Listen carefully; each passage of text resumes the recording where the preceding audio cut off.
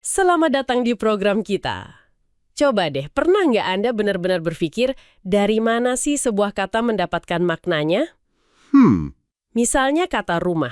Kenapa kita semua sepakat kalau rumah itu ya bangunan untuk tinggal? Bukan katakanlah minuman bersoda.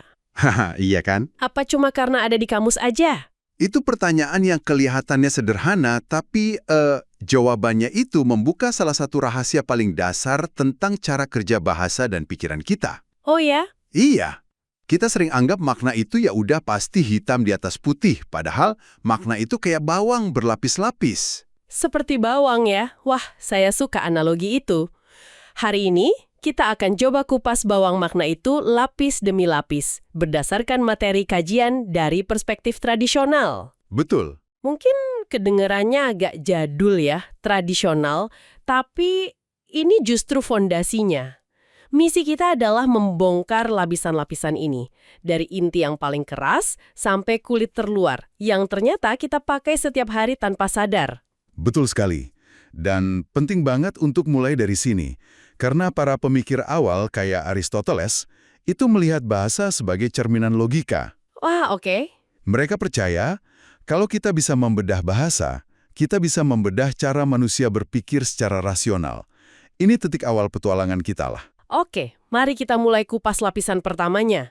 Kalau kita lihat cara pandang tradisional, mereka ini kan sangat terobsesi dengan logika dan keteraturan. Betul. Jadi, langkah pertama mereka itu mengelompokkan kata-kata. Kayak membereskan lemari yang berantakan gitu ya. Kita semua ingat ini dari sekolah. Ada kata benda, kata kerja, kata sifat. Dan pengelompokan itu bukan cuma buat hafalan loh. Itu adalah upaya pertama untuk menemukan aturan main bahasa. Maksudnya gimana tuh? Misalnya, kata benda atau noun itu label untuk orang atau benda. Kata kerja atau verb itu untuk aksi atau peristiwa. Lalu kata sifat atau adjektif, ya untuk mendeskripsikan keadaan.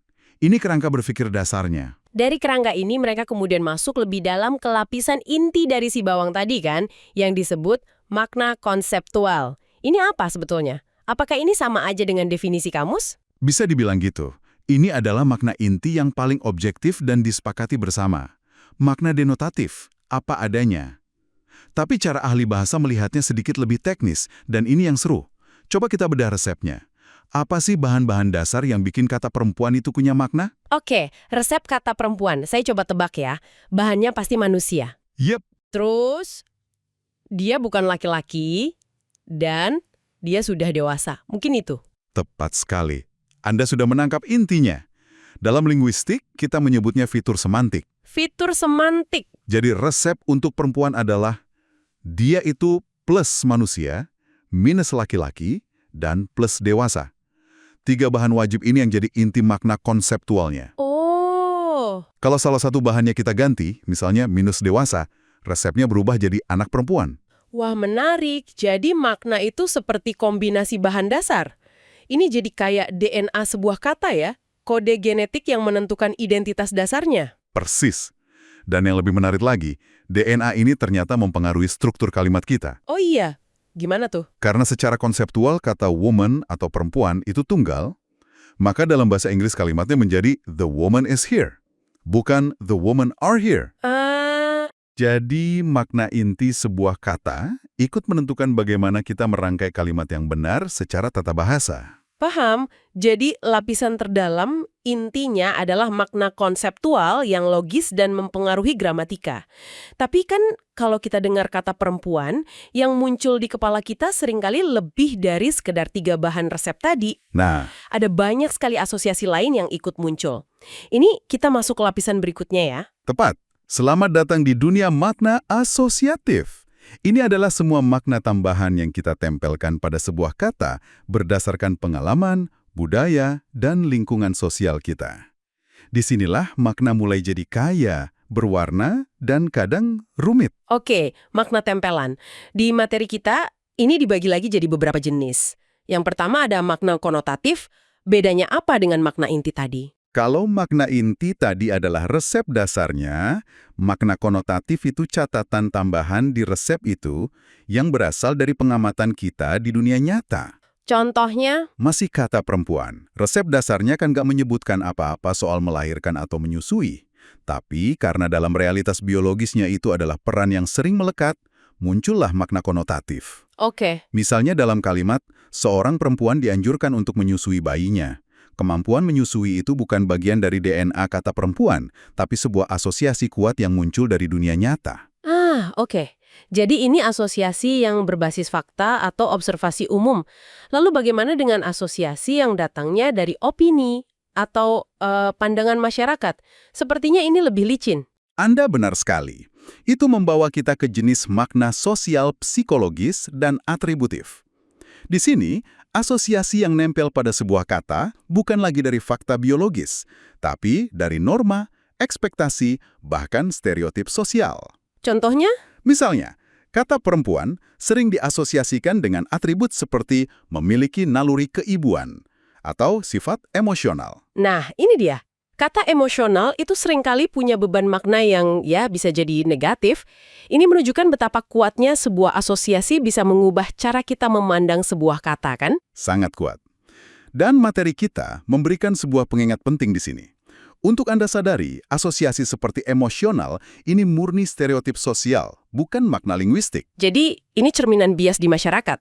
Betul. Cerminan dari bias yang hidup di masyarakat yang kemudian menumpang pada sebuah kata.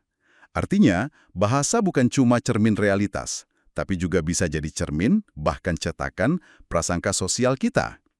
Kata yang kita pilih bisa tanpa sadar melanggengkan stereotip itu. Itu poin yang dalam sekali. Jadi saat kita berbahasa, kita juga sedang berpartisipasi dalam membentuk cara pandang masyarakat. Ini nyambung banget ke lapisan berikutnya, makna sosial, yang benar-benar tentang interaksi antar manusia. Betul. Makna sosial adalah tentang bagaimana pilihan kata kita mengungkap informasi tentang situasi sosial saat itu. Siapa kita, siapa lawan bicara kita, seberapa formal suasananya. Setiap kata yang kita pilih adalah sebuah petunjuk sosial. Contohnya jelas sekali ya. Kalau kita di acara resmi dan menyapa sekelompok ibu-ibu dengan "Ladies, would you mind?" atau "Ibu-ibu sekalian, apakah berkenan?" Nah, itu. Pilihan kata itu langsung memetakan relasi kuasa dan tingkat keakraban. Dan seringkali, makna sosial ini bergandengan tangan dengan lapisan berikutnya, yaitu makna afektif. Afektif, ini soal emosi ya. Tepat. Ini adalah makna yang membawa muatan emosi atau perasaan si penutur. Komunikasi kita jarang sekali yang benar-benar steril dari perasaan. Ini yang paling terasa ya. Kalau teman kita lulus sidang skripsi dan kita teriak, "Selamat!" ya. Yang kita sampaikan bukan cuma informasi kamu lulus, tapi juga luapan rasa senang dan bangga. Tepat. Saya ingat waktu saya lulus kuliah dulu, ada seorang dosen yang hanya bilang, "Selamat," dengan intonasi datar sambil lewat. Secara konseptual, pesannya sampai, tapi makna afektifnya nol. Hampa gitu ya. Iya, rasanya beda sekali dibanding teman yang teriak, "Selamat!" sambil memeluk. Muatan perasaan itulah yang membuat komunikasi jadi hidup. Sebaliknya, saat kita bilang turut berduka cita, frasa itu membawa beban simpati dan kesedihan yang tulus. Oke, jadi kita sudah punya inti logika, lalu ada lapisan asosiasi budaya, lapisan interaksi sosial, dan lapisan emosi. Lengkap sekali, tapi ternyata masih ada lagi. Ada yang namanya makna cerminan atau reflected meaning. Ini konsepnya agak unik. Maksudnya sebuah kata seolah bercermin ke makna lain. Betul. Ini biasanya terjadi pada kata yang punya beberapa arti, tapi salah satu artinya sangat dominan. Akhirnya, setiap kali kita dengar kata itu dalam konteks apapun, makna dominan itu selalu ikut tercermin atau terbayang. Contohnya? Contoh klasiknya adalah frasa Your Highness atau Yang Mulia. Begitu kita dengar frasa itu, pikiran kita otomatis mencerminkan konsep kebangsawanan, kerajaan, kemegahan. Jadi seperti ada gema makna yang selalu ikut terbawa ya. Sulit untuk melepaskan kata itu dari asosiasi utamanya. Ini membuat saya kepikiran. Bagaimana dengan kata-kata yang maknanya muncul bukan karena definisi atau emosi, tapi hanya karena mereka sering dipakai bareng, kayak pasangan serasi gitu. Pertanyaan bagus sekali. Itu membawa kita tepat ke lapisan berikutnya, makna kolokatif. Kolokatif. Makna ini murni lahir dari kebiasaan. Ada kata-kata tertentu yang seolah berjodoh dan selalu tampil bersama. Makna mereka muncul dari pertemanan akrab itu. Contohnya seperti, kita lebih sering mendengar hujan deras daripada hujan kuat. Meskipun secara logika kuat nggak salah. Benar. Atau kita bilang kopi pahit bukan kopi getir. Kata deras dan pahit itu adalah teman akrab atau kolokasi dari hujan dan kopi. Persis. Anda tidak akan menemukan definisi kamus yang melarang Anda bilang hujan kuat. Tapi karena kita terbiasa mendengar hujan deras, pasangan kata itu terasa lebih pas dan alami. Makna kolokatif ini kita pelajari secara nggak sadar hanya dengan menyerap bahasa di sekitar kita. Otak kita mengenali polanya. Oke, kita sudah membahas berbagai jenis isi dari makna. Sekarang kita geser sedikit. Saya mau tanya, apakah urutan penyampaian informasi bisa mengubah makna meskipun informasinya sama persis? Ini soal makna tematik. Jawabannya, tentu saja bisa. Makna tematik adalah tentang bagaimana kita mengemas informasi. Dengan mengubah urutan kata, kita bisa mengarahkan fokus atau penekanan, dan itu mengubah nuansa makna yang diterima pendengar. Di materi kita ada contoh yang bagus sekali. Kalimat pertama, Ibu dan Narsih menyediakan hadiah itu. Di sini kan jelas, yang jadi bintang utamanya adalah Ibu dan Narsih. Dia pelaku aktifnya. Benar, dia adalah tema dari kalimat itu. Fokus kita langsung tertuju padanya. Sekarang, coba kita balik strukturnya menjadi kalimat pasif. Oke. Hadiah itu disediakan oleh Ibu dan Narsih. Nah, informasinya 100% sama. Pelakunya sama, hadiahnya sama, tapi rasanya beda. Sekarang yang jadi sorotan utama adalah hadiah itu. Ibu dan Narsih seolah jadi pemeran pendukung di akhir kalimat. Tepat. Inilah kekuatan makna tematik. Ini teknik yang sering sekali dipakai dalam penulisan berita atau pidato. Oh ya? Iya. Kalimat pemerintah menaikkan harga BBM terasa lebih menunjuk pelaku dibandingkan kalimat harga BBM dinaikkan oleh pemerintah, yang fokusnya lebih ke peristiwa kenaikannya. Padahal informasinya identik. Luar biasa. Jadi setelah kita kupas semua lapisan bawang makna ini, dari inti sampai kulitnya, bagaimana para ahli mencoba menyimpulkan semua ini dalam sebuah gambaran besar? Ada 2 pendekatan kunci, kan? Betul.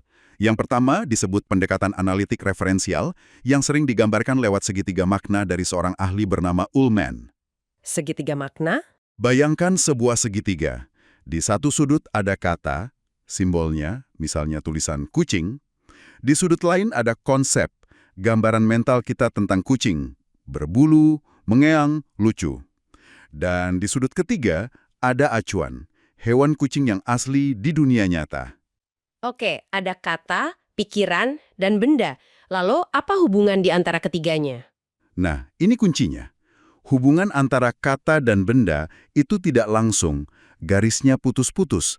Artinya, kata kucing tidak secara magis langsung menunjuk ke hewan di depan Anda. Terus gimana? Kata itu harus mampir dulu ke konsep kucing yang ada di dalam pikiran kita. Makna itu tercipta di jembatan antara simbol dan konsep di kepala kita. Oh, jadi makna itu adanya di pikiran kita, bukan nempel di bendanya. Itu mengubah cara saya melihat kata.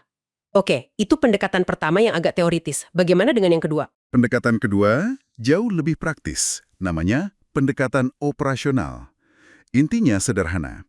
Kita bisa memahami makna sebuah kata dari konteks penggunaannya. Dari cara kata itu beroperasi dalam sebuah kalimat. Ini seperti main tebak kata, ya? Di materi ada contoh. Amir memelihara seekor. Nah, Saat itu, kata yang kosong bisa kita isi dengan apa saja. Anjing, burung, ikan. persis. Tapi coba saya lanjutkan kalimatnya. Setiap pagi, hewan itu mengeong dan suka menggesekkan badannya yang berbulu ke kaki Amir. Seketika itu juga, kita semua, tanpa perlu buka kamus, tahu persis bahwa yang dipelihara Amir adalah seekor kucing. Kita bisa jadi detektif makna hanya dengan melihat petunjuk di sekitarnya. Kata-kata lain dalam kalimat itu membocorkan identitas si kata yang hilang. Benar, kita menyimpulkan makna dari konteks operasionalnya.